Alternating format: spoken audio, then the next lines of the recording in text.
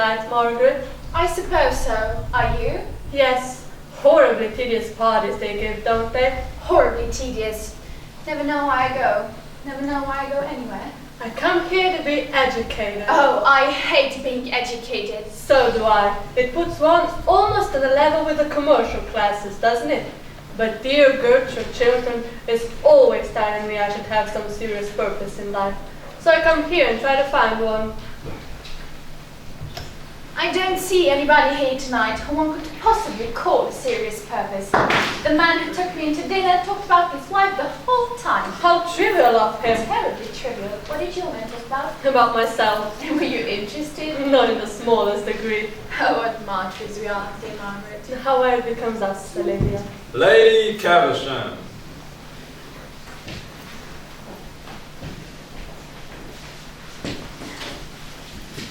Good evening, Lady Chiltern. Has my good-for-nothing young son been here?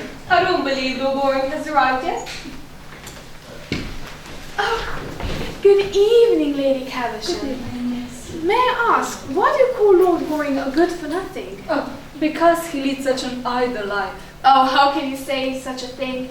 Why, he rides in at the Row at 10 o'clock every morning, goes to the opera 3 times a week, changes his clothes at least 5 times a day, and dines out every night of the season.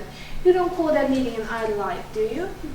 You are a very charming young lady. Oh, how sweet of you to say that, Lady Caversham. Please come to us more often. Oh no, never go anywhere now. I'm sick of London society. Oh, I love London society. I think it has immensely improved. It is now entirely composed of beautiful idiots and brilliant lunatics. Just what society should be. And which is Goring then? Beautiful idiot or the other thing? Lady Markby, Mrs. Cheveley.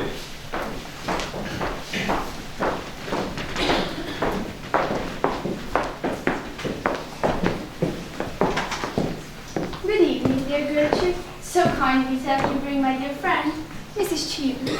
Two such charming women should know each other. Oh, I believe Mrs. Cheveley and I have met before. I did not know she had married a second time. Well, nowadays people marry as often as they can, don't they? It is most fashionable. But have we really met before, Lady Chiltern? I can't remember where. I have been out of England for so long. We were at school together, Mrs. Cheveley. Indeed. I have forgotten all about my school days. I have a vague impression that they were detestable. I am not surprised. You know, I'm quite looking forward to meeting your clever husband, Lady Chiltern. Since he has been at the Foreign Office, he has been much talked of in Vienna. Really, even the newspapers succeeded in spelling his name right, and that in itself is fame on the continent. Well, I hardly think that there will be much in common between you and my husband, Mrs. Cheveley. Ah, chère madame, quelle surprise! I have not seen you since Berlin. Not since Berlin, Vicomte. 5 years ago. Oh, and you are younger and more beautiful than ever. How do you manage it? By making it a rule only to talk to perfectly charming people like yourself. Oh, you flatter me, you butter me, as they say here. Do they say that here? How dreadful of them! Ah, yes, it is a wonderful language. I think it should be more widely known.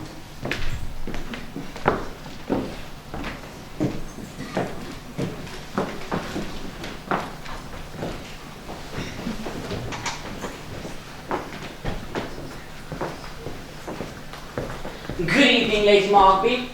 I hope you have brought Sir John with you. Oh, I have brought a much more charming person there, Sir John. Sir John Stamper, since he has taken seriously into politics, has become quite unbearable. Really, now that the House of Commons is trying to become useful, it does a great deal of harm. I hope not, Lady Markby. At any rate, we do our best to waste the public time, don't we? But who's the charming person you have been kind enough to bring to us? Her name is Mrs. Cheveley. One of the daughters of Cheveley's, I suppose. But I don't really know. Families are so mixed up nowadays. Indeed, as a rule, everybody turns out to be somebody else. Mrs. Cheveley. I seem to know the name. She has just arrived from Vienna. Ah, yes, I think I know who you mean. Let me introduce you. My dear Sir Robert is dying to know you.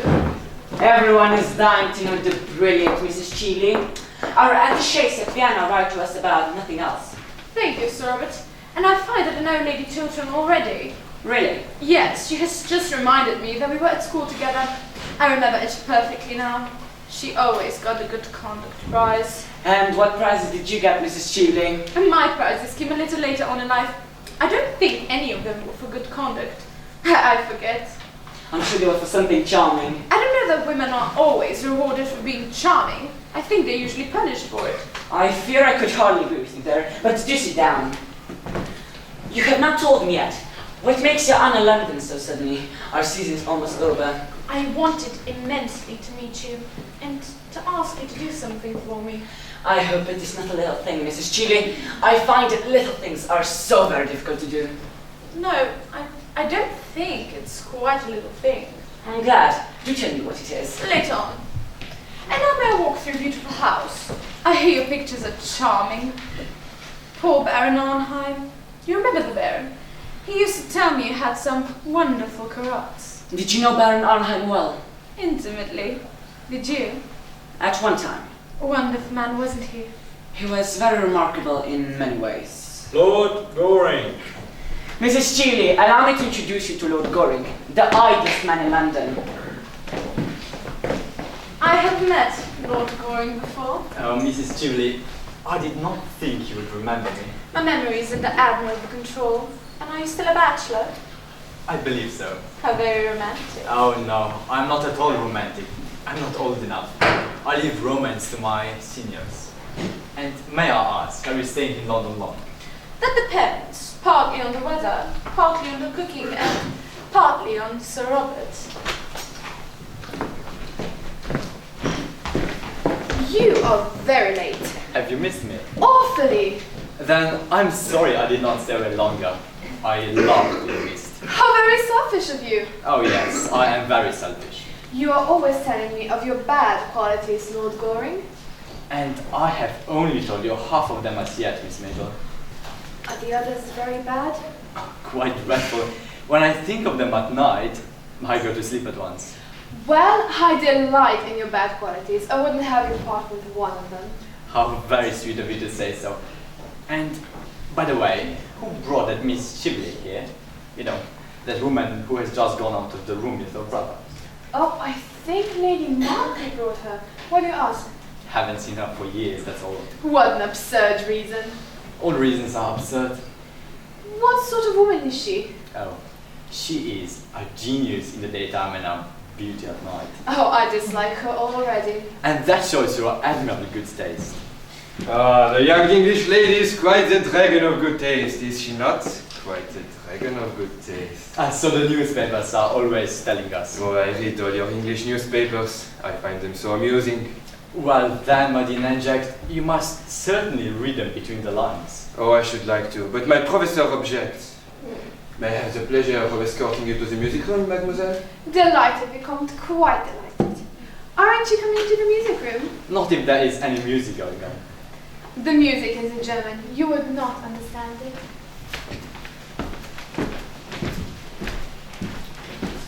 Well, sir, what are you doing here? Wasting your time as usual, I suppose? You know, you really should be in bed. I heard of you the other night dancing at Lady Rufford's till 4 o'clock in the morning. Oh no, mother. It was only 3:45. Can't make out how I even stand London society. The thing has gone to the dogs. A lot of them nobody's talking about nothing. But mother, I love talking about nothing. It is in fact the only thing I know anything about. You seem to me to be living entirely for pleasure. And what else is there to live for? Nothing ages like happiness. You are heartless, sir. Very heartless indeed. I hope not. Good evening, Lady President. Are you here? I had no idea you ever come to political parties. Me? I adore political parties. They are the only place left to us where no one talks politics. I love talking politics. I talk them all day long, but I can't bear listening to them. I don't know how the unfortunate men in the House stand these long debates. By never listening. Really? Yes, you see, it is a very dangerous thing to listen. If one listens, one may be convinced. And then a man who allows himself to be convinced by an argument is a thoroughly unreasonable person. Oh, well, that accounts for so much in men that I have never understood. And for so much in women that their husbands don't appreciate in them. Our husbands never appreciate anything in us. We have to go to others for that. Yes, always to others, have we not? And those are the views of two ladies who are known to have the most admirable husbands in London. Yes, but that is exactly what we can't stand. My Reginald is quite hopelessly faultless. He's really unendurably so at times. There is not the smallest element of excitement in knowing him. Oh, how terrible. Really, this thing, it should be more widely known. Oh, Basil is quite as bad. He's as domestic as if he was a bachelor. My poor Olivia, we have married the perfect husbands and we are well punished for it. But I should have thought it was the husbands who were punished. Oh dear no, they're as happy as possible.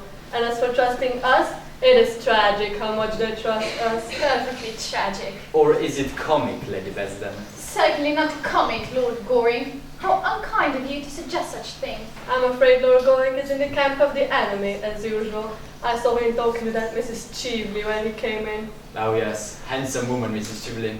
Please don't praise other women in our presence. You might wait for us to do that. I did wait. Well, we are not going to praise her. I hear she went to the opera on Monday night and told Tommy Rufford at supper that, as far as she could see, the London society was entirely made up of dowdies and dandies. And she was quite right too. The men are all dowdies and the women are all dandies, are they not? Oh, do you think that is what Mrs. Cheveley meant? Yes, of course. And a very sensible remark for Mrs. Cheveley to make. Why are you all talking about Mrs. Cheveley? Everybody seems to be talking about Mrs. Cheveley. Lord Goring says, what did you say, Lord Goring, about Mrs. Cheveley? Oh, I remember. She was a genius in the daytime and a beauty at night. What a horrid combination. So very unnatural. I like looking at geniuses and listening to beautiful people. How very morbid of you, Mrs. Marchmont. I'm so glad to hear you say that. Marchman and I have been married for 7 years, and he has never once told me I was morbid. Men are so painfully unobservant. I have always said, dear Margaret, that you were the most morbid person in London. Yes, but you're always sympathetic, Olivia. Is it morbid to have a desire for food? I have a great desire for food. Lord Goring, will you fetch me some supper, please? With pleasure. How horrid you have been! You have never talked to me the whole evening. Well, how could I? You went away with that child diplomatist. Well, you might have followed us. Pursuit would have been only polite. I don't think I like you at all this evening. I like you immensely. Well, I wish you would show it in a more marked way. Oh, ladies, may I have the pleasure of escorting you to supper? We never take supper, thank you, Viscount. But we will come down with you with pleasure. Oh, I am so fond of eating. I am very English in my taste. You look quite English, Vicomte, quite English.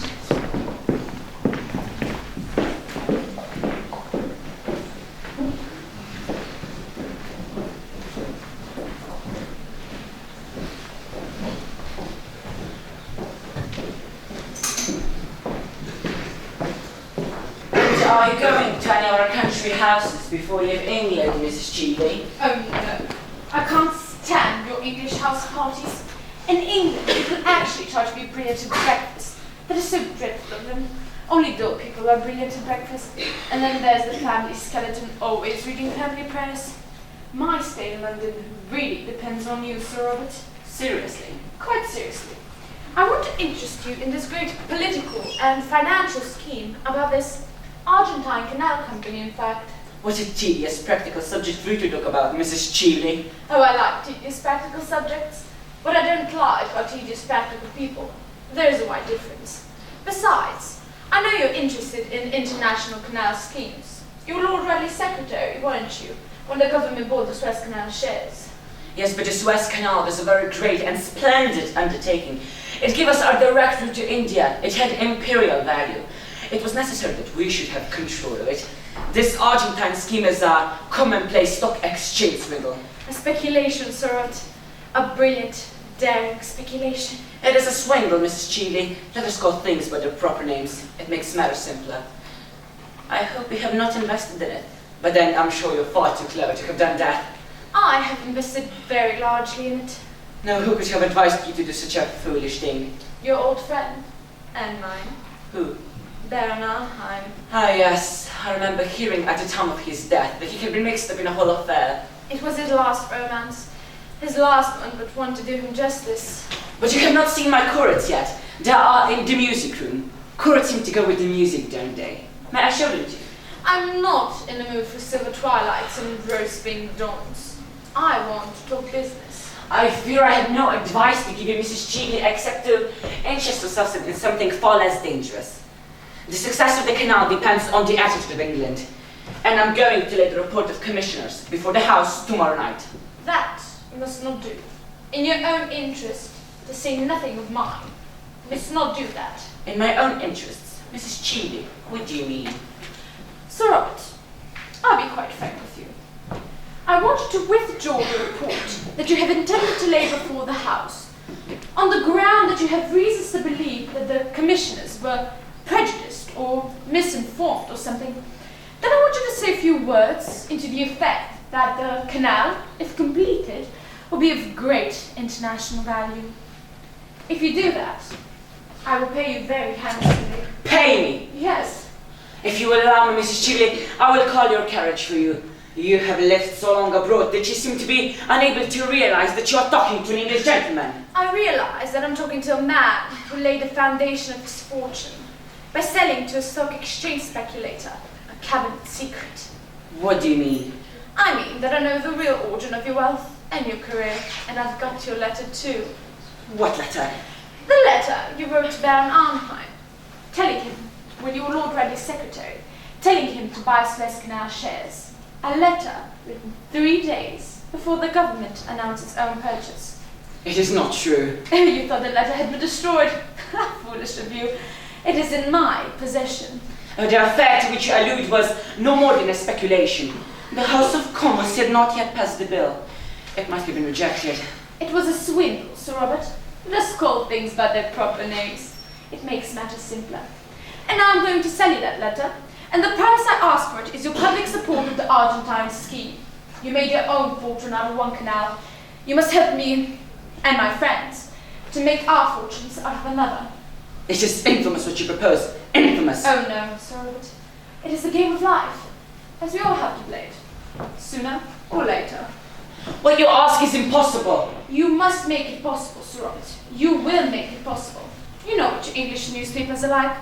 Suppose that, when I leave you tonight, I drive down to some newspaper office. Think of the loathsome joy, of the delight it would have in dragging you down. Think of the mud and mire it would plunge you in. Stop! You want me to withdraw the report stating that I believe there are possibilities in the scheme? Yes, that is agreed. I will be in the ladies' gallery tomorrow night at 11:30. If by that time, and you would have had heaps of opportunity, you have made a statement in front of the House in the terms I wish, I shall hand you back your letter with the prettiest thanks, or at any rate, the most suitable compliment I can think of. I intend to play quite fairly with you, Sir Robert. One should always play fairly when one has the winning cards. The Baron taught me that, amongst other things. Give me a week, 3 days. Impossible. I've got to telegraph to Vienna tonight. My God, what brought you into my life? Circumstances. Don't go. I consent. The report should be withdrawn. I will arrange for a question to be put to me on the subject. Thank you, Sir Robert. And now you can get my carriage for me.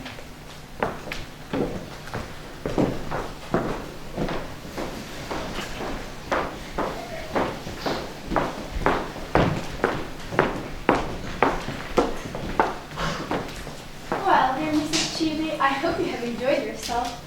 Sir Robert is very entertaining, is he not? Most entertaining. I have enjoyed my talk with him immensely.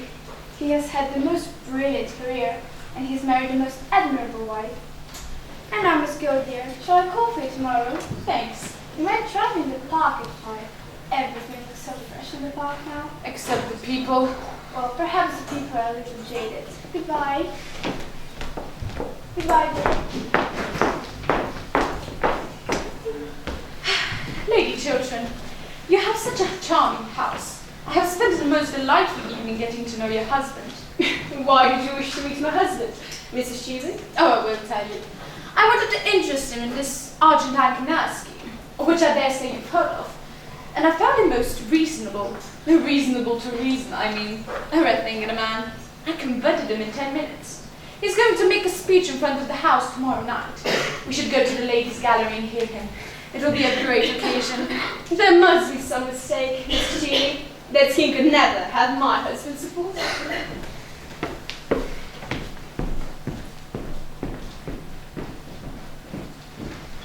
Your carriage is here, Mrs. Julie.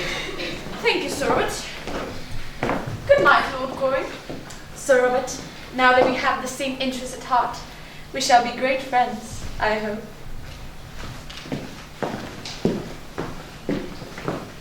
What horrid woman! Oh, you should go to bed, Miss Mabel. Lord Goring! My mother told me to go to bed an hour ago, and I don't see why I should give you the same advice. I always pass on good advice. It is the only thing to do with it. I think it is never of any use to oneself. Lord Goring, you are always ordering me out of the room. I find it most courageous of you, especially as I'm not going to bed for hours. You can sit down if you like and talk about anything in the world except the Royal Academy, novels in Scotch dialect, and Mrs. Sheely. They're not improving subjects. Oh, what is this? Someone seemed to drop a golden brooch. Quite beautiful, isn't it? I wonder whom the brooch belongs to. Yes, I wonder who dropped it. It is a beautiful brooch. It is a handsome bracelet. It isn't a bracelet, it is a brooch. Well, it can be used as a bracelet. What are you doing? Miss Mabel, I am going to make a rather strange request to you.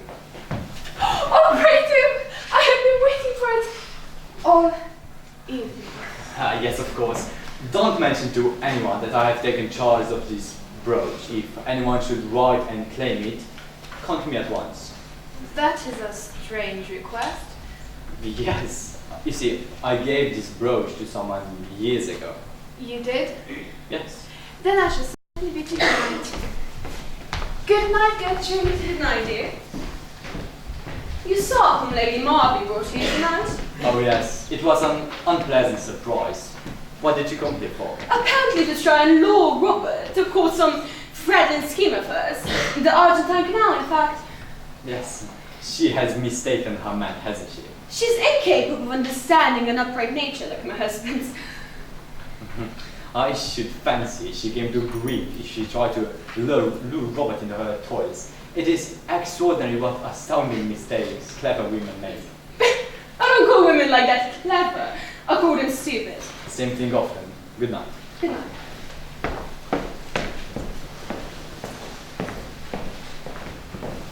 Good night, Arthur. Robert, it is not true, is it? You're not going to lend your support to this Argentine speculation.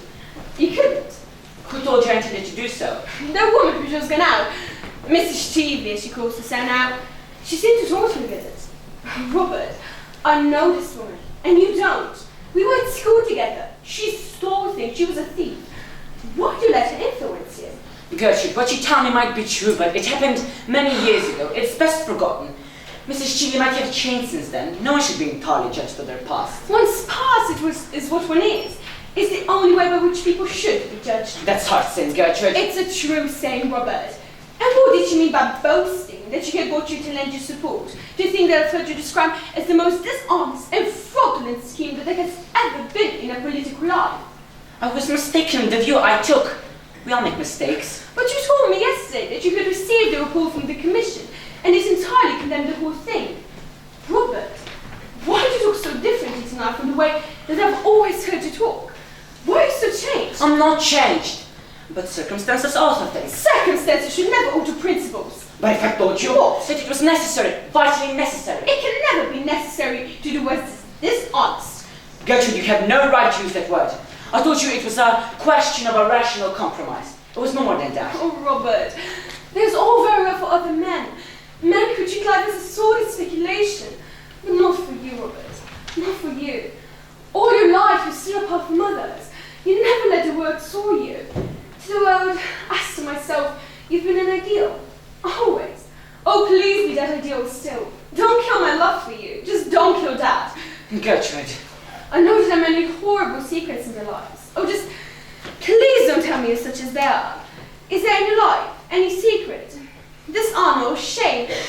Tell me at once that... That's what? That Drift apart. Drift apart? That I may be entirely separate. It will be better for both of us. Gertrude, there is nothing in my past life that you might know. Oh, I was sure of it, Robert. I was sure of it. Well, why did you say all those dreadful things? Things so unlike your real self. No, you were right, won't you? To Mrs. Shealy, and I heard that you cannot support this scandalous scheme of hers. You've given her any promises, you must take them back. Right this moment? Yes. But it's so late, it's close on 12. That makes no matter. She must know that she's been mistaken in you. That you're not meant to do anything based on underhand or dishonour. Right here, Robert. Write that you decline to support the scandalous scheme of hers, as you hold it to be a dishonest scheme. And yes, write the word dishonest. She knows what that word means.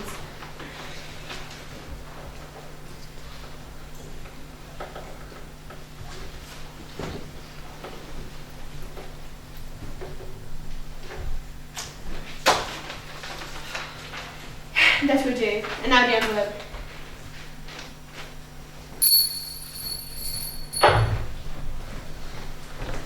Have this letter sent to Claridge's Hotel. There is no answer. Yes, ma'am. Robert, love gives one an instinct of things, and tonight I feel as I've saved you from something that might have made men only less than they do. I don't think you realise sufficiently that you booked into political life for a time a noble atmosphere, a fine attitude towards life, a fair air of your aims and high ideals. And for that, I love you, Robert. Love me, Gertrude. Love me always. I will love you always, because you will always be worthy of life.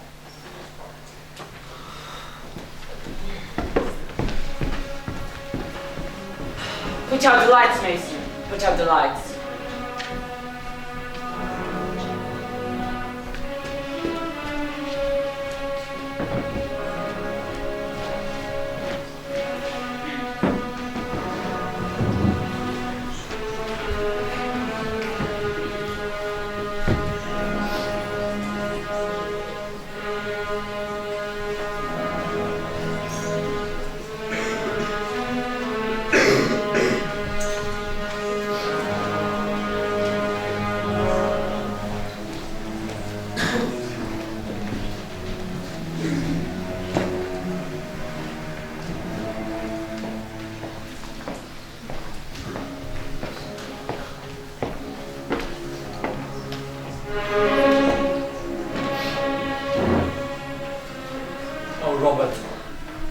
Very awkward business. Very awkward indeed. You know, you should have told your wife the whole thing. Oh, when could I have told her? When? When we were engaged? Do you think she would have married me if she had known that I had done a thing that I suppose most men would call shameful and dishonorable?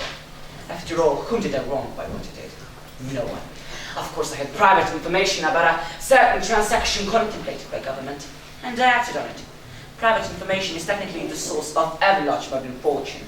Oh, yes, and a public scandal invariably resolved. Arthur, do you think that what I did nearly 18 years ago should be brought up against me now? Tell me, Arthur, is it fair? Robert, life is never fair, and perhaps it is the best thing for the most of us that it is not. How could have you sold yourself for money? I did not sell myself for money. I bought success at great price. Oh yes, you certainly paid a great price for it. But what first made you think of doing such a thing? Baron Arnheim. Damn scoundrel. No, he was one of the most intellectual men I've ever met. Oh yes, I prefer a gentleman equal any day. You know, there is more to be said for stupidity than people imagine. Personally, I have a great admiration for stupidity. It is sort of a fellow feeling, I suppose. But how did he do it? Tell me the whole thing.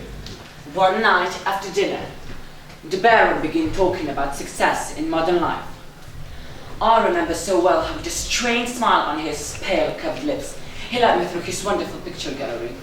He showed me his jewels, his carved ivories, and then he told me that luxury was nothing but a background. A painted scene in a play, and its power. Power over the man was the one thing worth having, the one supreme pleasure worth knowing. And in our century, only the richest possessed it. When I was going away, he said to me that he would make me a very rich man if I could give him any private information about a certain transaction. 6 weeks later, certain proper documents passed to my hands. State documents. Yes.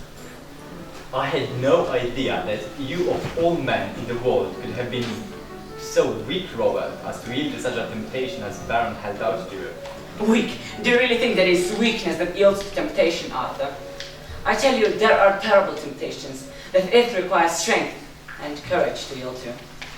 I had that courage. I sat down the same afternoon and wrote Baron Arnheim the letter this woman now holds. He made £750,000 over this transaction. And you? I received £110,000. You are worth more, Robert. No, the money gave me exactly what I wanted. You see, in all things connected with it, I have had luck so extraordinary that sometimes it has made me almost afraid of it. I remember having read somewhere, in a strange book, that when gods wish to punish us, they answer our prayers. Arthur, don't despise me for what I have told you. I am very sorry for you, very sorry indeed. Oh, don't say that, Arthur. Don't talk like that. You know, never mind what I just say. I usually say what I shouldn't. In fact, I really say what I really think. It is a great mistake nowadays, and as regards this dreadful business of yours, I will help you in every way I can. Thank you, Arthur. But what is to be done? What can be done? Well, the English can't stand a man who is always saying he's in the right, but they are very fond of a man who admits he's been in the wrong. It is one of the best things there. However, a confession in your case would not do. You must begin by telling your wife the whole story. I couldn't do it. It would kill her love for me. And now, about this Mrs. Cheeley, how can I defend myself against her? You knew her before, apparently. Yes. Did you know her well? So little that I got engaged to be married to her once when I was staying at the Tenbys. The affair lasted 3 days, nearly. Why was it broken off? Oh, I forget. At least it makes no matter.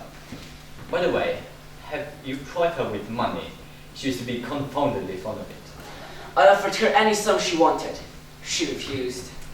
Well, then the marvelous gospel of gold breaks down sometimes. The rich can't do everything after all. Robert, you must fight her. But how? I can't tell you how at present. I have not the smallest idea. But there is some flaws and everyone has some weak point. You know, my mother, she tells me that even I have faults. Perhaps I have, I don't really know. Well, I shall send a ciphered telegram to Vienna to inquire if there is anything known against her. There must be some secret scandal she might be afraid of.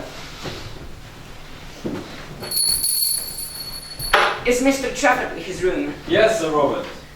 Tell him to have this sent in cipher at once. There must not be a moment's delay. Yes, Sir Robert. She must have had some curious holds over Baron Arnheim. I wonder what it was. Yes, I wonder. If my wife found out, there would be a little left worth fighting for. You have been a good friend, Arthur. A thoroughly good friend. Well, Robert, I don't think I've been able to do much for you. As far as I can see, I've not been able to do anything. You have enabled me to tell you the truth. The truth has always stifled me. Oh, the truth is a thing I get rid of as soon as possible. I'll see you soon, shan't I? Certainly. And if you want to see me tonight by any chance, send round a note to Curzon Street. You're not going, Robert. I have some letters to write you. You work too hard, Robert. You never seem to think of yourself when you're looking so tired. It is nothing, dear, nothing. Do sit down. I'm so glad you have called. I want to talk to you. You want to talk to me about Mrs. Chico? Yes, you have guessed it. After you left last night, I found out that what you had said was really true. Of course, I made Robert write a letter at once to withdraw his promise. Yes, so he gave me to understand. To have kept would have been the first stain in a career that has been sane as always. Don't you agree with me? You're Robert's greatest friend. You're our greatest friend, Lord Goring. No one except myself knows Robert better than you do. He's no secrets from me, and I don't think there's any from you. Well, he certainly has no secrets from me. At least I don't think so. I hope so. Why do you look at me so strangely, Lord Goring? Mrs. Lady Chiltern, you know, I have sometimes thought that perhaps you're a little hard in some of your views on life. Say for instance that any public man, Lord Merton, my father, or Robert say, had years ago written some foolish letter to someone. What do you mean by a foolish letter? Well, a letter gravely compromising one's position. I'm only putting an imaginary case, of course. Robert is as incapable of doing a foolish thing as he is of doing a wrong thing. Nobody is incapable of doing a foolish thing, and nobody is incapable of doing a wrong thing. Are you a pessimist? What would the other dandies say? No, I have to go into mourning. No, ladies and gentlemen, I am not a pessimist. All I do know is that life cannot be lived without much charity, cannot be understood without much charity. It is love and not German philosophy that is the true explanation of this world. And if you are ever in any trouble, come to me for my assistance and you shall have it. Come at once to me. You're talking quite seriously, Lord Goring. I don't think I've ever heard you talk seriously before. You must excuse me. It won't happen again if I can help it. But I like you to be serious. Dear Gertrude, don't say such a dreadful thing to Lord Goring. Seriousness would be unbecoming to him. Good afternoon, Lord Goring. Pray be as trivial as you can. I should like to, Miss Mabel, but I'm afraid I'm a little bit out of practice this morning. And besides, I have to be going now. Just when I've come in. What dreadful manners you have. I'm sure you were very badly brought up. I was. I wish I had brought you up. And I'm so sorry you didn't. It is too late now, I suppose. I am not so sure. Will you write tomorrow morning? Yes, that's that. Don't forget. Of course I shan't. By the way, Lady Chiltern, could you let me have a list of your guests? I have a particular reason for asking for. Oh, I'm sure Mr. Chetfield will be able to give you one. Thank you. Tommy Chafford is the most useful person in London. And who is the most ornamental? I am. How clever of you to guess it. You will remember what I said to you, won't you? Yes, but I still don't know why you said it to me. I hardly know myself. Goodbye, Miss Mary. Oh, I wish you were not going. I have had 4 wonderful adventures this morning. 4.5, in fact. You might stop and listen to some of them. How very selfish of you to have 4.5. You know, if there won't be any left for me. I don't want you to have any. They would not be good for you. That is the first unkind thing you have ever said to me. How charming you said it. Then tomorrow. Sharp. Quite sharp, and don't bring Mr. Trafford with you. Of course I shan't bring Tommy Chafford. Tommy Chafford is in great disgrace. I am delighted to hear that. Dear Gertrude, I wish you would speak to Tommy Chafford. What has poor Mr. Chetfield done this time? Robert says he's the best secretary he has ever had. Well, Tommy has proposed to me. Again. Tommy really does nothing but propose to me. He proposed to me last night in the music room and I was quite unprotected. Then he proposed to me in broad daylight this morning in front of that dreadful statue of Achilles. Really, the things that go on in front of that statue are quite appalling. The police should interfere. At luncheon, I saw just by the glare in his eye that he was going to propose again. Tommy is so annoying in the way he proposes. When he wants to be romantic, he talks to one just like a doctor. You know, I'm very fond of Tommy, but his methods of proposing are quite out of date. I wish Gertrude would speak to him. Oh dear Mabel, don't talk like that. Besides, Robert thinks very highly of Mr. Chetfield. He believes there's a brilliant future ahead of him. Oh, I wouldn't marry a man with a future for anything under the sun. Mabel! I know, dear, you married a man with a future, didn't you? But then, Robert is a genius. You have a noble, self-sacrificing character. You can't stand geniuses. I have no character at all. And Robert is the only genius I could ever bear. As a rule, I think they're quite impossible. Geniuses talk too much, don't they? Such a bad habit. And they're always thinking about themselves when I want them to be thinking about me. Now, I must go round now and rehearse with Lady Basildon's. You remember we're having to bloom, don't you? The triumph of something. I don't really even know what. I hope it will be the triumph of me. The only triumph I'm really interested in present. Goodbye, Gertrude. Goodbye, dear. Lady Markby, Mrs. Cheveley.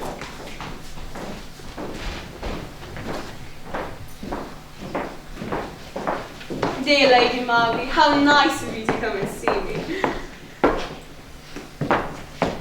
Do sit down, Mrs. Cheveley. Thanks. We just came to see if a golden brooch has been found. Here? Yes, I missed it when I got back to Claridge's, and I thought I might have possibly dropped it here. Well, I've heard nothing about it, but I was sent for my plans. Oh, pray don't trouble, Lady Chiltern. I dare say I lost it at the opera. Oh yes, I suppose it must have been at the opera. The fact is, we all scramble and jostle so much nowadays. I wonder how we have anything at all left unless the end of an evening.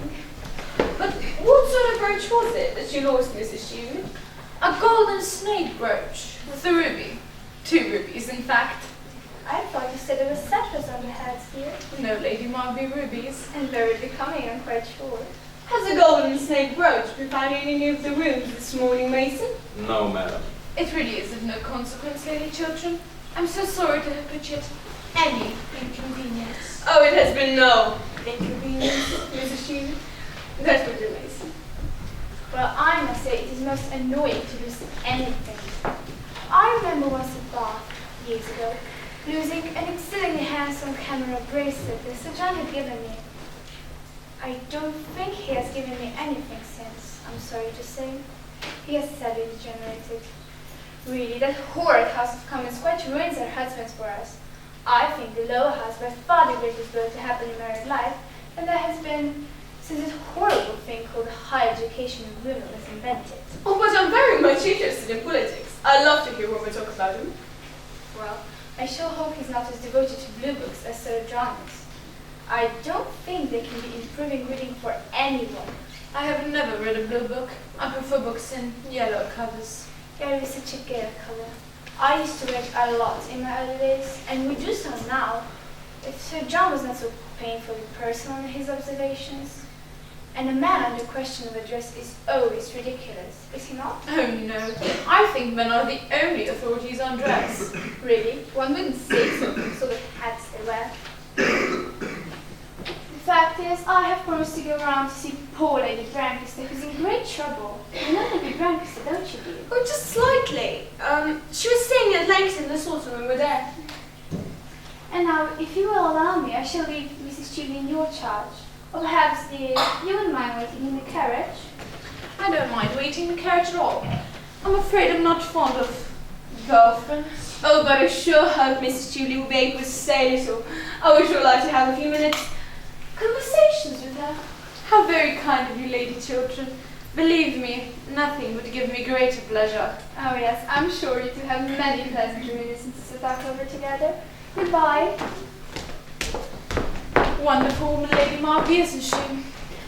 Mrs. Cheveley, I think it is right to tell you that if I had known who you really were, I would not have invited you to my house last night. Oh, really? I could not have done so. Then I see you have not changed a bit, Gertrude. I never changed. Then life has taught you nothing. It's taught me that a person who's once been guilty of a dishonest action may be guilty of it again. Would you apply that rule to everyone? Everyone, no exceptions. Then I'm sorry for Gertrude. Very sorry for you. You see now, I'm sure that any further acquaintance between us during your stay in London is quite impossible. You know, Gertrude, I don't mind your talking morality a bit. Morality is simply the attitude we adopt towards people who we personally dislike. You dislike me, I'm aware of that, and I have always detested you. And yet, I've come here to do you a service. Like the service you wished to render my husband last night, I suppose. Well, thank God I saved him from that.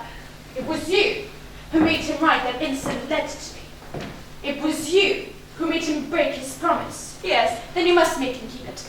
I give it till tomorrow morning, if no more. If by that time your husband does not suddenly bind himself to help me in this great scheme. This fraudulent speculation. Call it what you choose. I hold your husband in the hollow of my hand. And if you are wise enough, you will make him do what I tell him. You are impertinent. What has my husband to do with you? With a woman like you?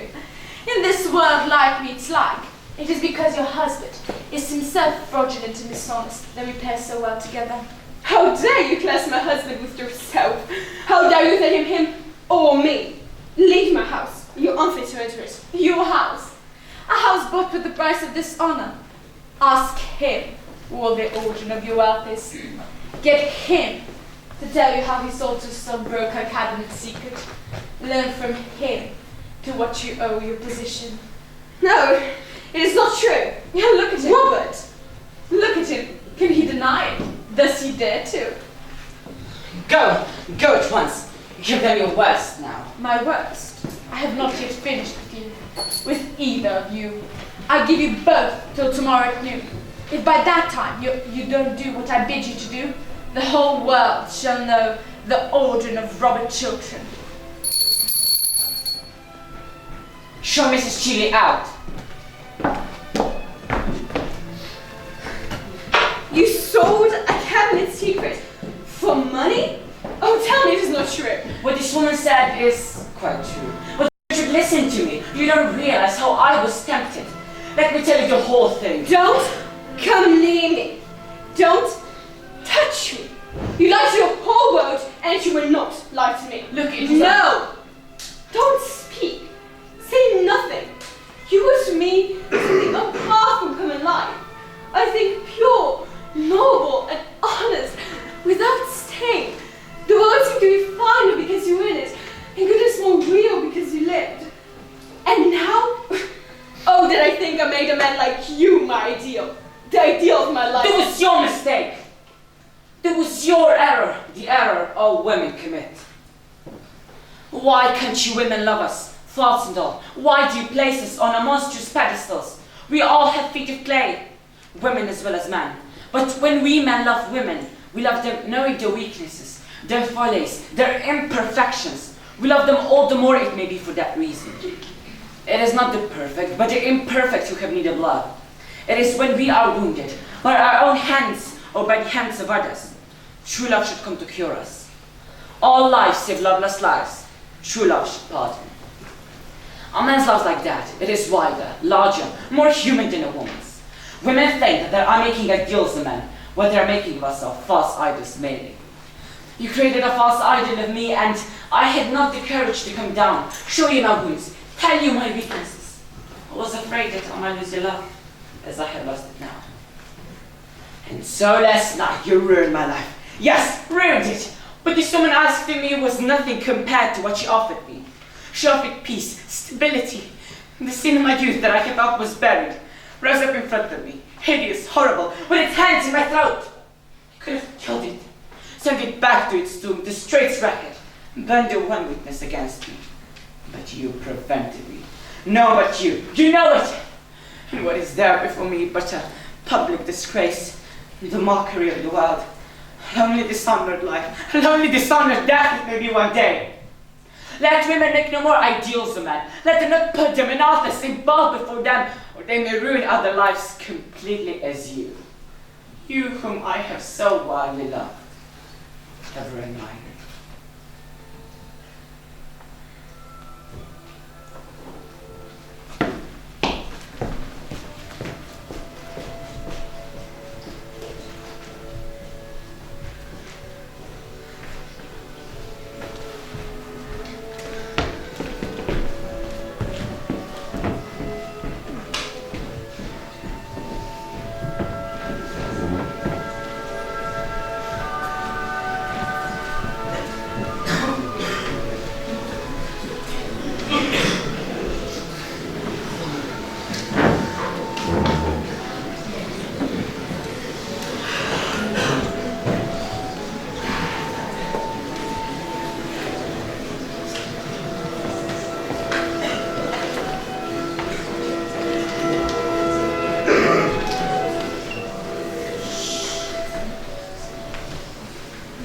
Specifics, fashion is what one wears oneself.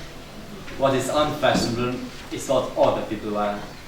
And other people are quite dreadful. The only possible society is oneself. And to love oneself is the beginning of a lifelong romance. Yes, my lord. Any letters? 3, my lord. Great. Want my cab out in 20 minutes. Yes, my lord.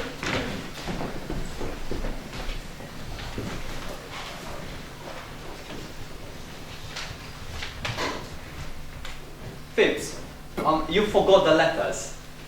Could you bring them to me? Sorry.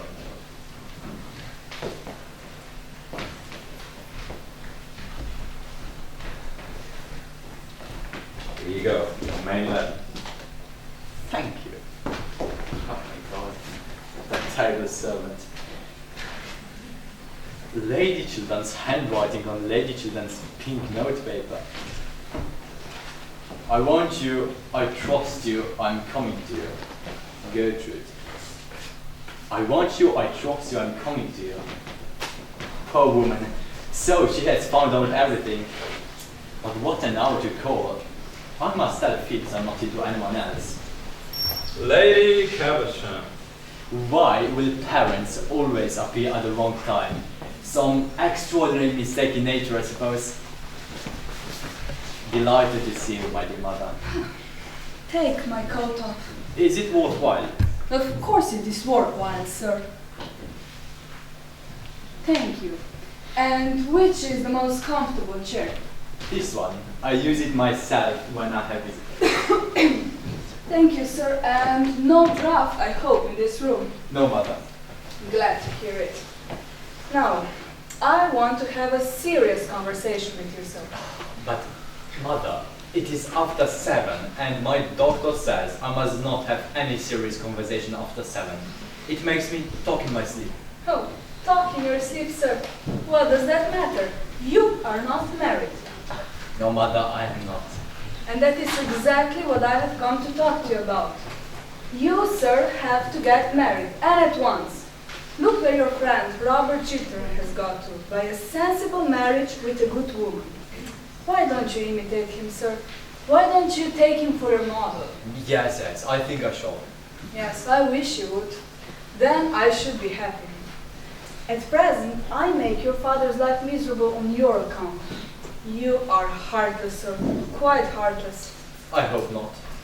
And besides, it is high time for you to get married. You, sir, are 34 years of age. Oh yes, but I only admitted to 32, 31 and a half when I have a really good buttonhole. You know, I tell you, you are 34 years old. And besides, there is a draft in this room which makes your conduct even worse.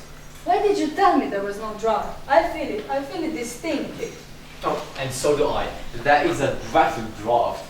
I will come and see you tomorrow and we can talk over anything you like. Let me help on with your coat. No, sir. I have called this evening for a definite purpose and I'm going to see it through at all costs, to my health or yours. Put down my coat, sir. Very well, but let us go into another room, mother.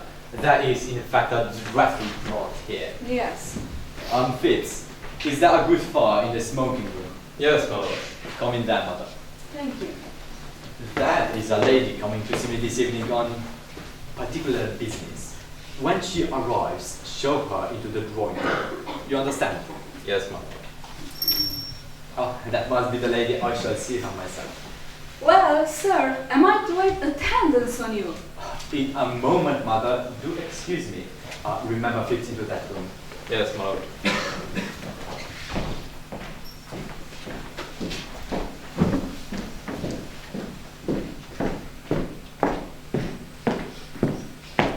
His lordship is engaged at present with Lady Caversham. He told me to ask you, madam, to be kind enough to wait in the drawing room for him. His lordship will come to you there. Lord Goring expects me. Yes, madam. Are you quite sure? Yes, he told me that if a lady called, I was to ask her to wait in the drawing room. His lordship's directions on the subject were very precise. How very thoughtful of him. To expect the unexpected shows a thoroughly modern intellect. We was on an interesting correspondence. Bills, cards, debts, dowagers. Who on earth writes them on pink paper? As they need to write on pink paper.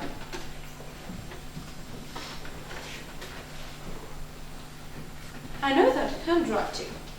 It's Gertrude Children's. Wonder what she's writing him about. Probably something horrid about me, I suppose. How I detest that woman. I want you. I trust you. I'm coming to you. Gertrude. I want you. I trust you. I'm coming to you. The drawing room is ready, madam. Thank you. So, mother, if I am to get married, Surely you will allow me to choose the time, place, and the person. Particularly the person. That is a matter for me, sir. You would probably make a very poor choice. It is I who should be consulted, not you. There is property at stake. It is not a matter for affection. Affection comes later on in married life. Oh yes, affection comes when people thoroughly dislike each other. Certainly, sir. Oh, me certainly not, sir. You are talking very foolishly tonight. Do you always really understand what you say, sir? If I listen attentively. If you listen attentively, you conceited young puppy! What I say is that marriage is a matter of common sense. Yes, but women who have common sense are so curiously plain. Sir, no woman, plain or pretty, has any common sense at all.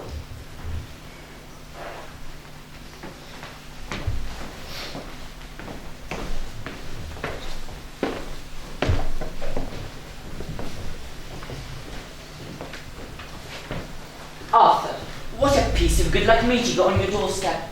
Your servant has just told me you were not at home. Well, the fact is, Robert, I gave orders to my servant that I was not at home to anyone. I'm quite busy. You must be at home to me, Arthur. You're my best friend.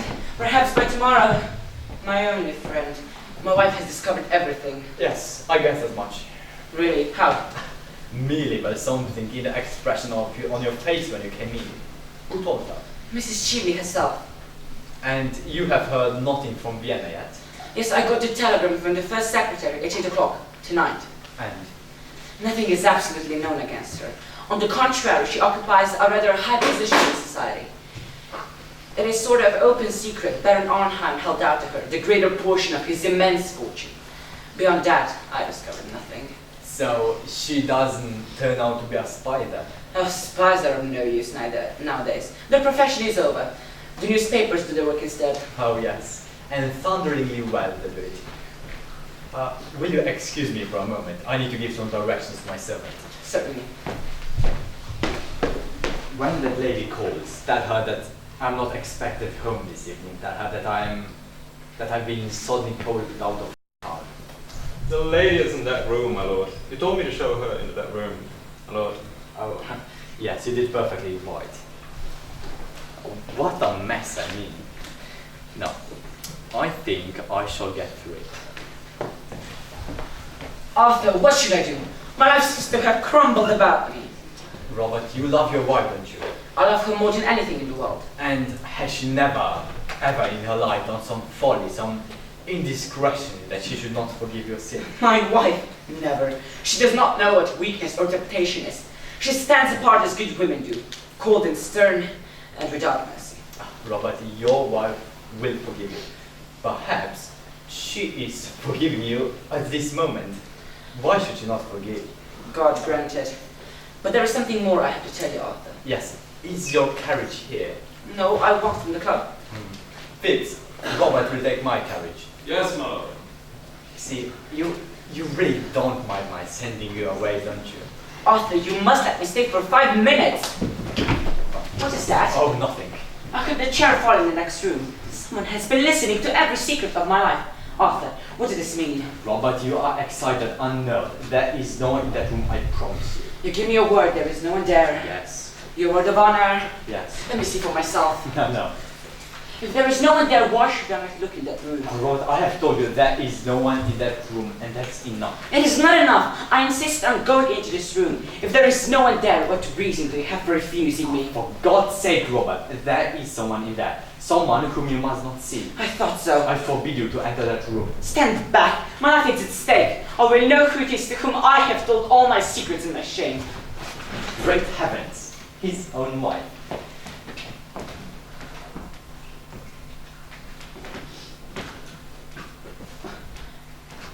What explanation have you to give me for that presence of this woman here?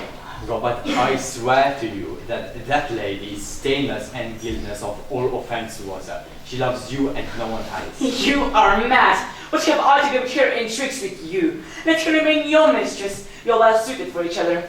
She, corrupt and shameful you, false as friend treacherous as an enemy even. Oh, before heaven, Robert, it is not true. In her presence and in yours, I will explain it all. Let me pass, sir. You have lighted enough upon your wadavana.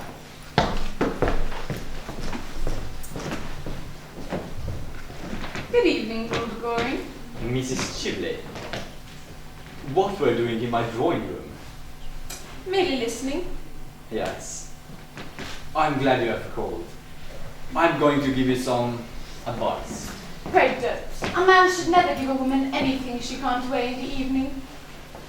Have you come here to sell me Robert Chilton's letter? To offer it to you on conditions. How did you guess that? Oh, because you haven't mentioned the subject yet. Have you got it with you? Our maitress has no pockets. What is your price for it? Money is not what I want. What do you want then, Mrs. Chivley?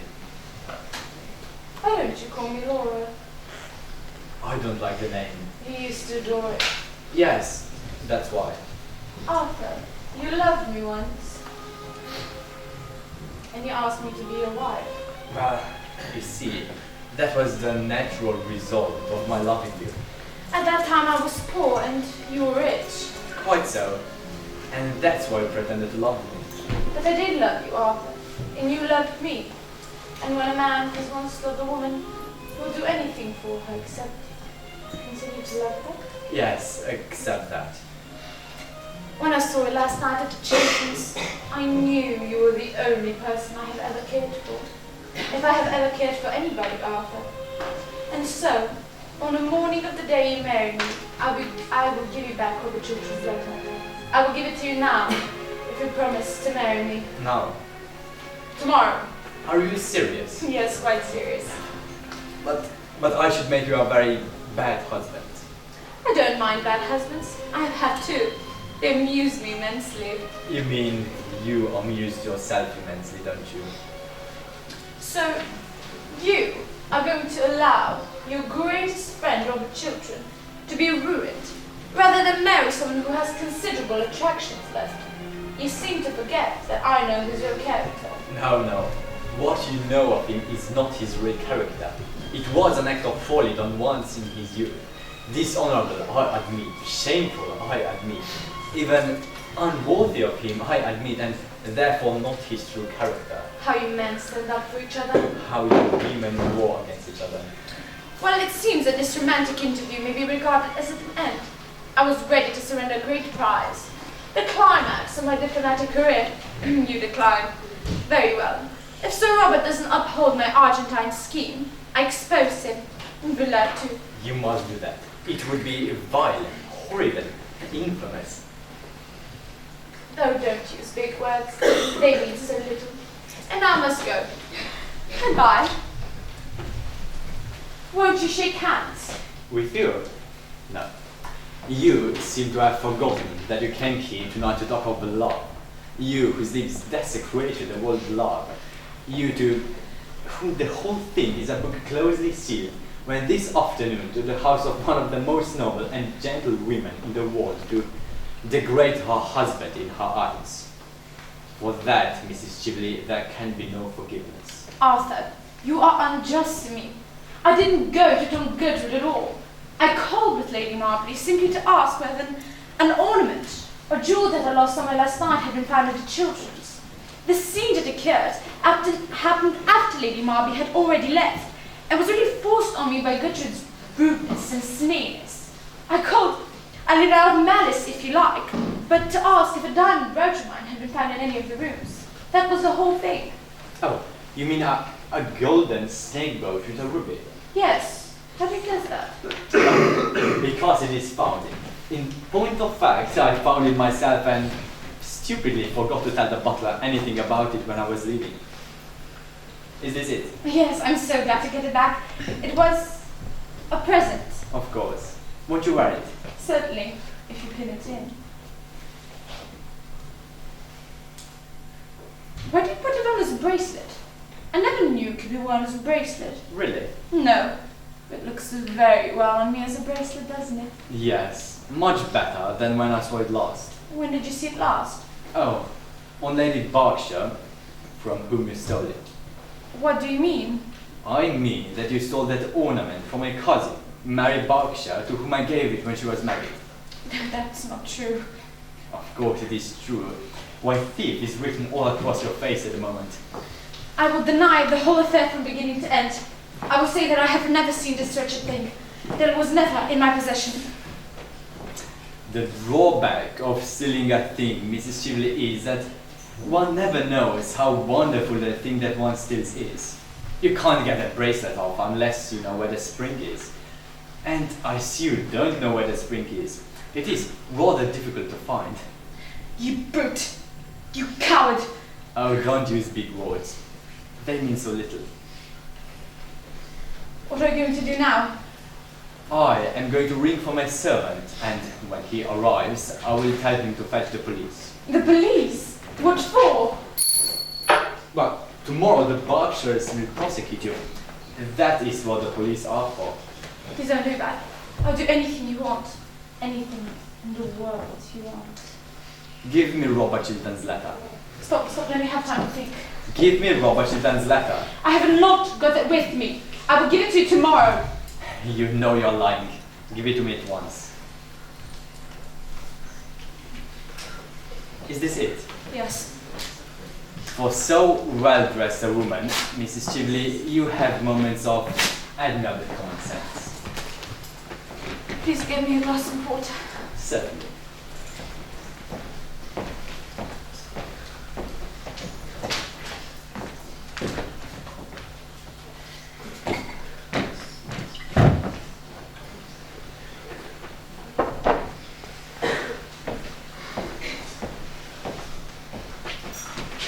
Thanks.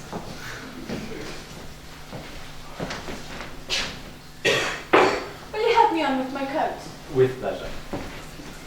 You know, I'm never going to try and harm other children again. Fortunately, you have not the chance, Mrs. Chivley. Even if I had the chance, I wouldn't. In fact, I'm going to render him a great service. Oh, I am charmed to hear this. It is a reformation. Yeah, I can't bear so upright a gentleman, so honourable an English gentleman, being so shamefully deceived and so... Well, I find that somehow Gertrude Chilton's dying speech and confessions have strayed into my hands. what do you mean? I mean that I'm going to send Robert Chilton the love letter his wife wrote to you tonight. Love letter. I want you. I trust you. I'm coming to you. Gertrude. Oh, you wretched woman. Must you always be thieving? Give me back the letter. Lord Goring merely rang that you should show me out. Good night, Lord Goring.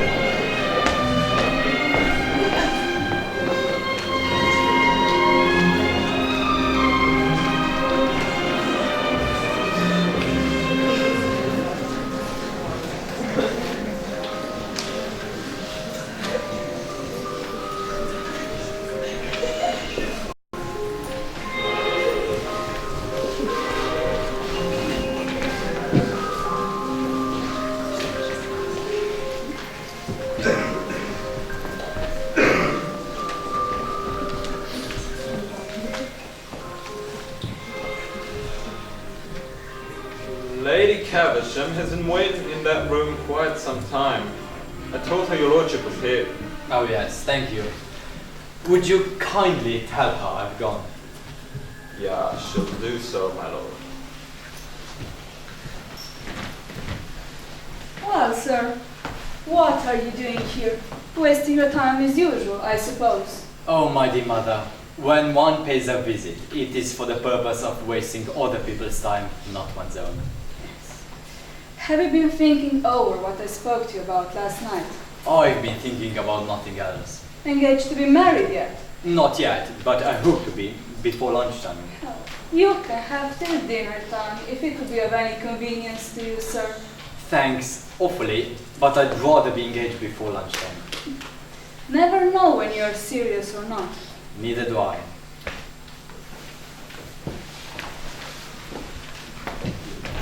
I suppose you read the Times this morning. Chiltern's speech last night was one of the finest pieces of oratory ever delivered in the House since Canning. Never heard of Canning. Sir Robert Chiltern, most rising of our young statesmen, unblemished career, represents what is the best in London society. They will never say that of you, sir. I sincerely hope not. Why don't you try to do something useful in your life? You see, I am far too young. Oh, I hate this affectation of youth, sir. Mother, youth is not an affectation. Youth is an art. Yes. And why don't you propose to that pretty Miss Chiltern? I am of a very nervous disposition, especially in the morning. I don't suppose there is the smallest chance of her accepting you. Mother, well, I don't know how the betting stands today. Yes, you don't deserve her, sir. That's how they stand. If we men marry the women we deserve, we should have a very bad start. Good morning, Lady Caversham. I hope Lord Caversham is quite well. Lord Caversham is as usual, as usual. Good morning, Miss Mabel. And Lord Caversham's hats, are they all better? They have had a serious relapse, I am sorry to say. Good morning, Miss Mabel. And I hope an operation will not be necessary. If it is, we shall have to give Lord Caversham a narcotic. Miss Mabel, good morning. Oh, are you here? I hope that you understand that after you're breaking your appointment, I'm never going to speak to you again. Oh, please don't say such a thing. You are the one person in London I really like to have to listen to me. Lord Goring, I never believe a single word that either you or I say to each other. You are quite right, my dear, quite right. Do you think you can make your son behave a little better carefully? Just as a change. I regret to say that I have no influence at all over my son. I suppose he has one of those terribly weak natures and not susceptible to influence. Yes, he is heartless, very heartless. And now I must bid you good morning, my dear. Oh, I hope you're not going to leave me alone with Lord Goring. I can't take him with me. People who don't keep their appointments in the park are horrid. Detestable.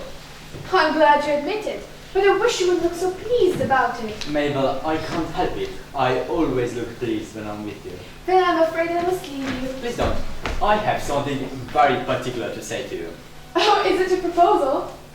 Well, yes it is. I am bound to say this. Oh, I'm so glad. That makes the second today. The second today, huh? What sort of conceited ass has been impertinent enough to dare to propose to you before I had proposed to you? Tommy Trafford, of course. Bother Tommy Trafford. Tommy is a silly little ass. I love him. I know, and I think you might have mentioned it before. I'm sure I've given you heaps of opportunities. Mabel, please be serious. That is the sort of thing a man always says to a girl before he has been married to her. He never says it afterwards. Mabel, I have told you that I love you. Can't you love me a little in return? Oh, you silly Arthur. If you would know anything about anything, which you don't, you would know that I adore you. Everyone in London knows it except you. It is a public scandal the way I adore you. Well, of course, I'm not nearly good enough for you. I'm so glad, darling. I was afraid you were. and I am a little over 30. Dear, you look weeks younger than that. How sweet of you to say so. And it is only fair to tell you that I'm fearfully extravagant. But so am I, Arthur, so I should. Now I must go and see her. Must you really? Yes. Then do tell her I've been waiting here all morning to see either her or Robert. Do you mean to say that you didn't come here expressly to propose to me? Oh no, that was a flash of genius. You're first. My last. I'm glad to hear it. Now don't stir. I'll be back in 5 minutes. And don't fall into any temptations while I'm away. Mabel, while you are away, there are none. Good morning, dear. Good morning. Good morning, little boy. Good morning. Lady Chilton, I have a certain amount of very good news to tell you. Mrs. Chivley gave me up Robert's letter last night and I tore it. Robert is safe. Say, oh, I'm so glad of that. What a good friend you are to him. To us. Yes. There is only one person now that could be said to be in any danger. And who's that? Yourself. I? In danger? What do you mean? You wrote me a very beautiful, womanly letter asking me for my help last night. Mrs. Chivley somehow stole that letter from my rooms. Well, what use is it to her? Why should she not have it? Lady Chilton, I will be quite frank with you. If Mrs. Chivley puts a certain construction on that letter and proposes to send it to your husband. But what construction could she put in it? Oh, no, Dad. No, Dad. If I, in trouble, propose to come to you that you may advise me, assist me, tell me all that happened. Well, Mrs. Chivley was concealed in a room adjoining my library, without my knowledge, of course. Robert came in unexpectedly. He forced his way in and he discovered her. And at the end of everything, he left me in anger. Mrs. Chivley got possession of your letter. She stole it. When or how, I don't exactly know. But I propose that we tell Robert the whole thing at once. You want me to tell Robert? It was I whom you thought was concealed in a room in your house. I think it is better that he should know the exact truth. I couldn't. May I do it? No! You are wrong, Lady Chilton. No, the letter must be intercepted. That is all. I want you. I trust you. I'm coming to you, Gertrude. And my love, is this true? You want me, Gertrude? Yes. You trust me, Gertrude? Yes. Why did you not add you loved me? Because I do love you. You don't know what I feel. I do not care what disgrace or punishment was in store for me. I only thought you loved me still. There is no disgrace in store for you, nor any public shame. Mr. Sheevey has handed over to Lord Boring the document that was in possession, and he has destroyed it. Oh, then I'm safe. Oh, what a wonderful thing to be safe. How did Arthur destroy my letter? Tell me. He tore it. I wish I could see the sin of my youth being destroyed. Is Arthur still here? Yes, he is. I suppose I should retire from public life. Oh yes, Robert, you should do that. It is much to surrender. Oh no, it will be much to gain. And you would be happy living somewhere else. Away from London, away from public life. You would have no regrets. Oh, none, Robert. Arthur, I have to thank what you have done for me. How can I repay you? My dear fellow, I will tell you at once. Lady Caversham. Oh, that admirable mother of mine really makes a habit of turning up at the wrong moment. It is heartless of her. Very heartless indeed. Good morning, Lady Chilton, and warmest congratulations to you, Sir Robert, on your brilliant speech last night. You know, I have just heard you are to have the vacant seat in the cabinet. A seat in the cabinet? Certainly, sir, and you well deserve it too. You have got what we want so much in political life nowadays. High character, high moral tone, high principles. Everything that you have not got, sir, and never will happen. No, mother. I cannot accept this offer, Lady Caversham. I have made up my mind to decline it. Decline it, sir? My intention is to retire at once from public life. Decline a seat in the cabinet and retire from public life. I have never heard such nonsense in the whole course of my existence. I am sorry for that, Lady Chilton, and Sir Robert, forgive me, but really, consider it. I think my husband is right in his determination, Lady Caversham. I approve of it. You approve of it? Oh, good heavens. I admire him for it. I admire him immensely for it. You will go and write your letter to the Prime Minister now, won't you? Don't hesitate about it. I suppose I had better write it at once. Such offers are not repeated. I may come with you, may I not? Yes, Gertrude. Will you excuse us, Lady Caversham? Really, what is the matter with this family? Something wrong here, huh? Idiocy? Hereditary, I suppose. It is not idiocy, mother, I assure you. You can't stay in this house any longer. Just go in there for a moment, mother. There is someone I want you to talk to. What about, sir? About me, mother. Oh, not a subject on which much eloquence is possible. Oh no, but the lady is like me. She doesn't care much for eloquence in others.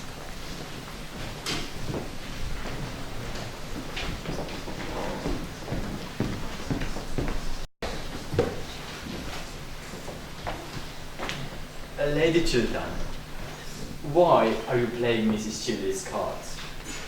I don't understand you.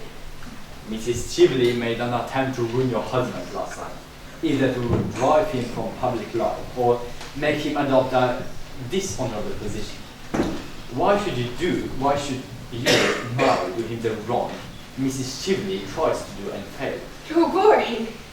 Lady Chilton, allow me. You wrote me a letter last night in which you said you trusted me and wanted my help.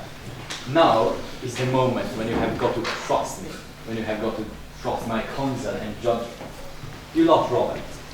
Do you really want to keep his love for you? What sort of existence will he have if you close the doors of public life against him? Don't make any terrible mistake. But it is my husband himself who wishes to retire from public life. Oh yes, rather than lose your love, Robert would do anything.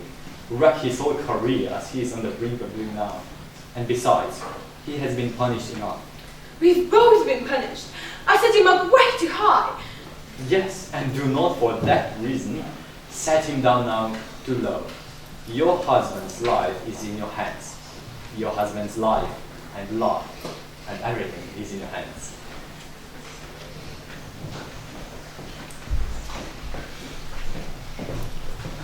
Gertrude, here's the draft of my letter. Shall I read it to you? Let me see it. What are you doing? I will not let you spoil life for you, nor see you sport as a sacrifice to me. A useless sacrifice. Gertrude, my wife, Arthur. It seems that I'm forever to be in your debt.